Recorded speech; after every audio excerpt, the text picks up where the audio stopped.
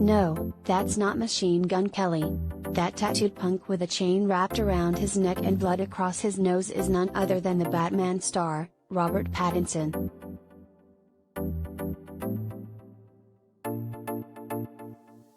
Robert Pattinson is described as having an ability to look convincingly different, by meaningful degrees, in many different things in the new GQ feature about the Batman actor.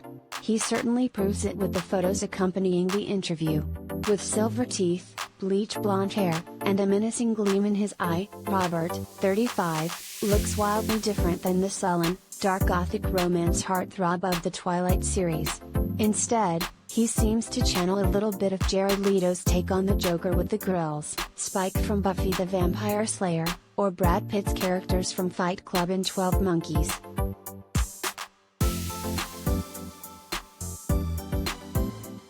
The photos, shot in collaboration with GQ and photographer Jack Bridgeland, are part of a conceptual piece, as they document the step-by-step metamorphosis of a unique character who evolves from an alternate reality version of Robert Pattinson to someone far more extreme.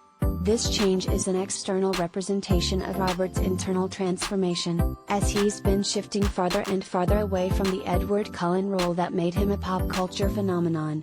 I'm constantly doing risk assessments, which drives everybody crazy, trying to predict every single element that could possibly happen, he tells GQ's Daniel Riley. And then, at the end of it, just being like, FCK it.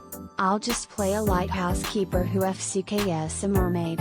I think this is the right move.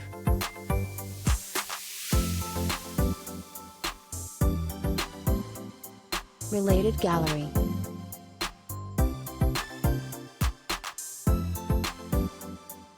Robert Pattinson then and now, photos.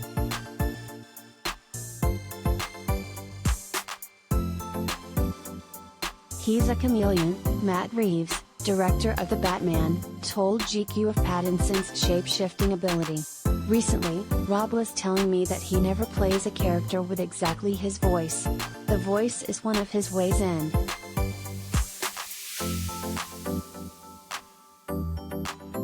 Fans of Robert and the Caped Crusader will see a transformation when the Batman arrives on March 4th. I watched a rough cut of the movie by myself, he tells GQ.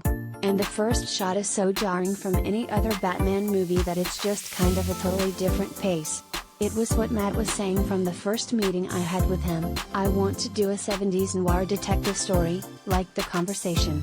And I kind of assumed that meant the mood board or something, the look of it. But from the first shot, it's, oh, this actually is a detective story.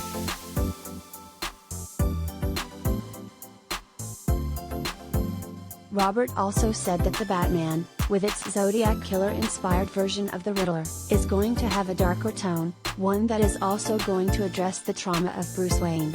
All the other stories say the death of his parents is why Bruce becomes Batman, says Pattinson, but I was trying to break that down in what I thought was a real way, instead of trying to rationalize it. He's created this intricate construction for years and years and years, which has culminated in this Batman persona. But it's not like a healthy thing that he's done, like, it's a sad movie. It's kind of about him trying to find some element of hope, in himself, and not just the city.